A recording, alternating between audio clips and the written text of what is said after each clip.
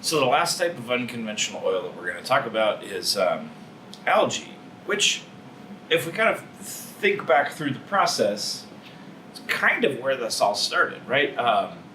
So in traditional oil, at least the way that we have sold the story in this series of videos, is I used zooplankton, particularly because it has a lot of fatty acids that naturally occurring.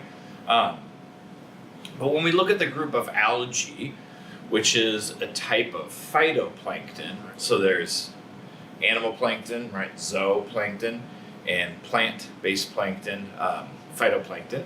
So it turns out when we're looking at conventional oil, we're just kind of reliant upon what lived in the ocean, right? So generally with zooplankton, but also some algae. And if you remember, thinking back to, we looked at that image of omega-3 foods, right? Foods that have those fatty acids in them. And it's actually both plants and animals.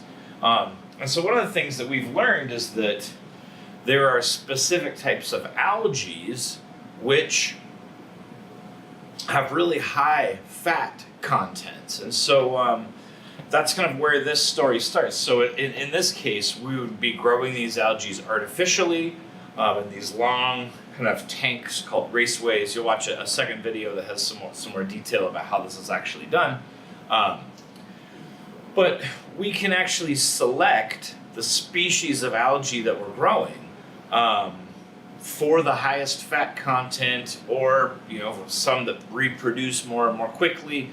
There's lots of different kind of behavioral characteristics you can choose by choosing the species, and then we can essentially grow that algae by feeding it food. So there are a few different types, like I said, that we could use. You can see here, these are some images of common types of algae that we might use for this. And then, like I said, we grow them, right? So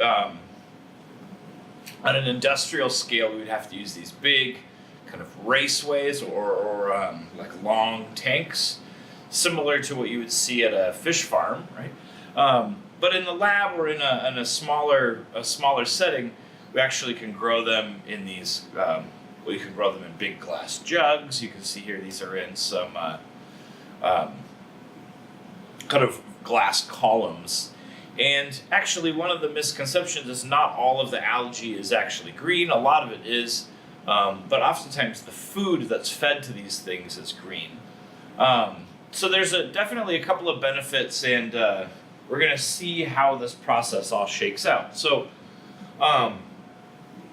the first step is we get lots of algae, right? And then the second step is we then separate that out and concentrate the algae, so we get this green, again, usually green, sometimes not green, but this sludge, right? This biological mass. And it's important to remember that mass is made up of these individual celled algae, right? We call microalgae, tiny little guys, single cell critters. And they have a really high fat content, but they're still intact in their single cell organisms, so the fat's not kind of accessible. We then dry these algae and make these kind of algae chips, if you will. I think they look like algae chips. And then as we further process them, we can kind of take a step back and remind ourselves of how conventional oil works, right? Plants die, they get buried. As they're buried, their cell walls break down and some complicated minerals or some complicated molecules form. We refer to those as kerogens. Some different names, and again, the details are pretty complicated, so I don't want to spend a lot of time slogging through that. But remember that those long, complicated, heavy molecules get buried, and then at some point they break down into smaller chains, and those were the alkanes. That was conventional oil. In the last example of unconventional oil, we went through that process, but the materials we were concerned with never got down to the oil window. So we actually had to break them apart ourselves, which is not too difficult to do. So we kind of skipped a step, right? Remember, the earth can make oil entirely, or we can kind of help it along. And so in this case, in a parallel way of thinking, we're actually getting rid of two steps. We're also getting rid of that kerogen and the oil sand step, And we're just using the primary algae that existed in the water in the first place, right? Or at least, something very similar to that. And we can take these dried chunks of algae, we can rehydrate them, and what we need to do is we need to get the fats out of them, which means we need to shatter the shell walls. We can do that either with dipping them in some sort of chemical bath, and it will dissolve the cell walls and all of the subcell particles and the fats and the lipids and the all of those long chain acids go out into the fluid. Or we can also do it sonically, right? With sound waves, we can kind of blast to these things and shatter their cell walls. And it's much cleaner to do it that way, right? It doesn't involve chemicals, it just involves energy. So at that point, we get a material that has a large variation of length chain carbohydrates and fatty acids.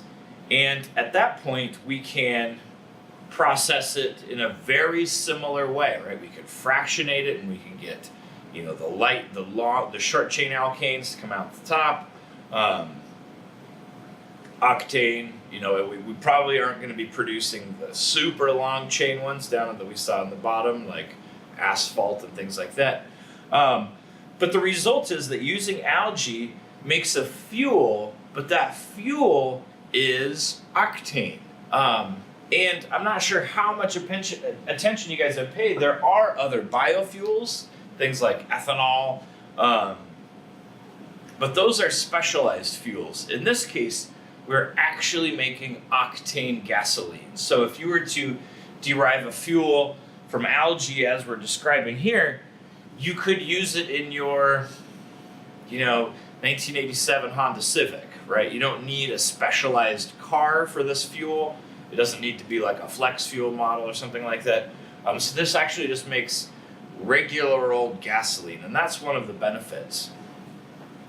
So again, we're growing plants, turning it into gasoline, which is pretty cool, right? It's actually skipping all of the steps.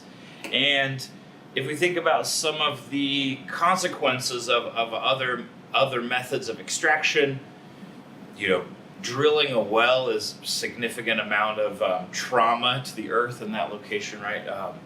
There's also all kinds of things that can happen with groundwater.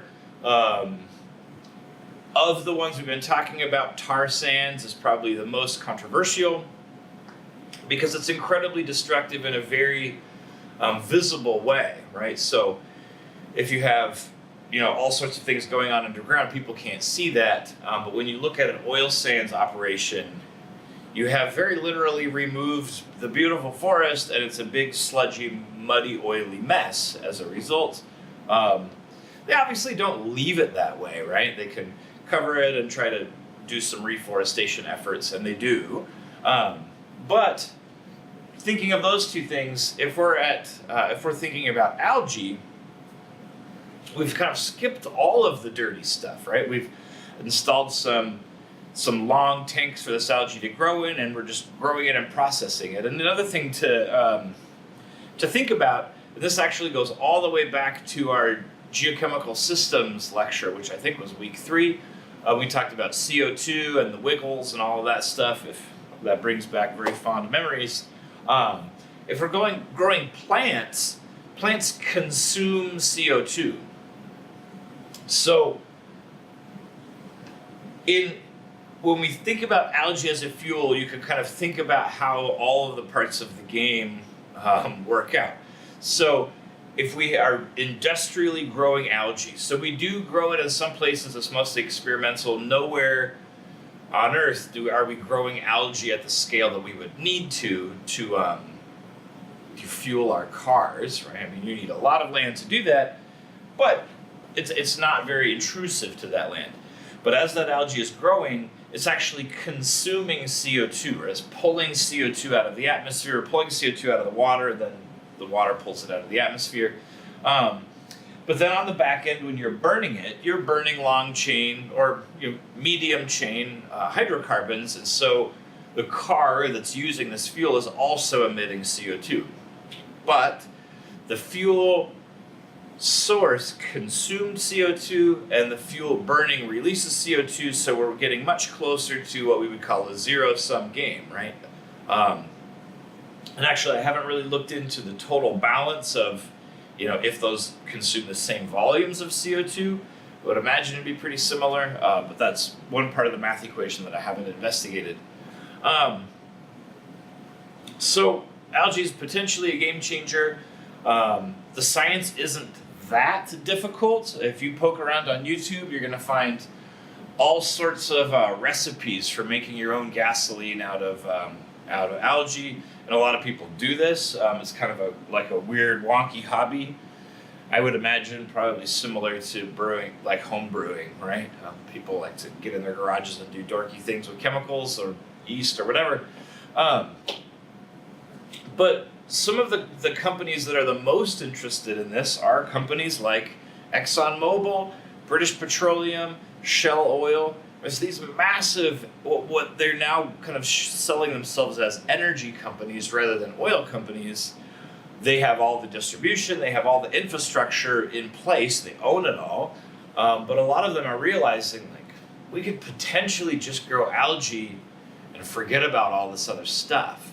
And a lot of people that are very types of people with positive outlooks think that that's something that could be very real in the immediate future, right? Kind of converting from geologically derived petroleum to algae derived petroleum, which also means plastics and all kinds of stuff, right? Remember the fractionation column and all the cool things we get in that case. Okay, so that's the last unconventional oil. The next video we'll dip into politics a little bit, just to kind of think about where oil's coming from and what it means at kind of the geopolitical level. And that'll be it for week 7. Yeah. All right.